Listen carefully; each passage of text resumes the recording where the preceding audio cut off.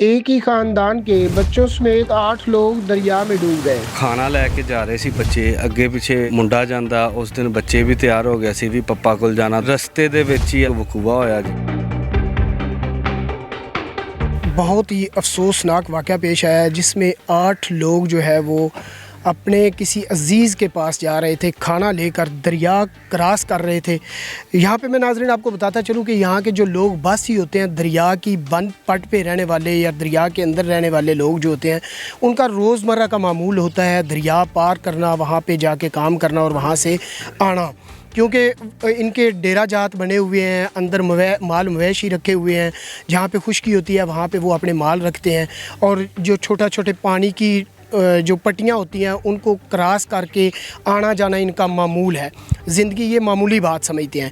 लेकिन अनफॉर्चुनेटली कोई नया बंदा आ जाता है, कोई अजीज़ रिश्तेदार आए तो वो उसको वहाँ से गुजार के नहीं लेके जाते, क्योंकि उनको अंदाज़ा होता है कि पानी की डेप्थ कहाँ पे कितनी है। जबकि कोई नया बंदा होता है उसके लिए ये नई चीज़ होती है। ये बड़ा अफसोसनाक वाक़या हुआ है। पूरा इलाका जो है वो अफसोस में, गम में है कि 8 लोग जो अपने अजीज़ के पास खाना खाने की गरज से ईद के दूसरे दिन जा रहे थे कि हम इकट्ठे खाना खाएंगे, दरिया की पट्टी क्रॉस करते हुए डूबते हैं। और जिनमें से 4 लोगों को बचा लिया जाता है, और जबकि 2 लोगों की डेड बॉडियां जो हैं वो मिल चुकी हैं और 2 लोग जो हैं वो ताहाल लापता हैं। इनमें से 8 की 8 डूबने वाली ख़वातीन थीं।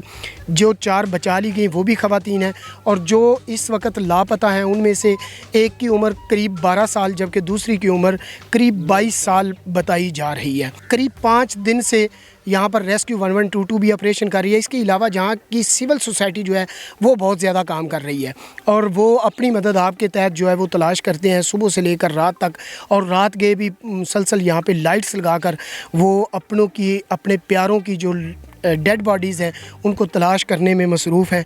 इस सानिया के बारे में इस मौका पर उनसे सवालात करना बनता नहीं है, लेकिन आप लोगों की मालूमात के लिए उनसे सिर्फ चंद बातें जो है वो आपके लिए पूछेंगे। पूरी फैमिली सी जी, साडी पूरा घर ही साडा सी जी। साडिया 2 भाई दियां बच्चियां सी, अगों उन्हां दी बच्ची सी।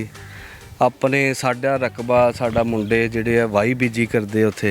आ पार साडे बड़े भी उत्थे ही करदे आए हुण तक। ते ਉਹ खाना लैके जा रहे सी बच्चे, अगे पिछे मुंडा जांदा। उस दिन बच्चे भी तैयार हो गए सी भी पप्पा कोल जाना। 2 दिन घर नहीं आए सी।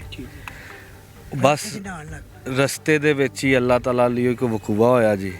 ते 8 लोग डुब गए सी जिहड़े मौके ते अपनी मदद अपने तहत असी 5 बचा लए सी, जिहदे विचों एक दी डैथ हो गई सी मेरी भांजी दी।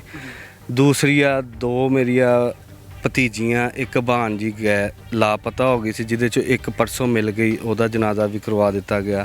हुण दोस्तां नूं गुजारिश करदे खसूसी नमाज पढ़ के दुआवां दी ज़रूरत है। इत्थे ना कोई रेस्क्यू 1122 कुछ कर सकदा, ना कोई होर कोई अदारा कुछ कर सकदा, क्योंकि पानी अग हवा दा कोई मुकाबला नहीं। दरिया इलाका वा। तमाम दोस्तों को रिक्वेस्ट करते कि दुआ करो, अल्लाह ताला साडे हाल ते रहम करे। साडे जिहड़े अजीज़ रिश्तेदार सानू साडियां बेटियां मिल जान और असी अपने हत्थ नाल दफन कफन करके साडी हौसला हो जाए।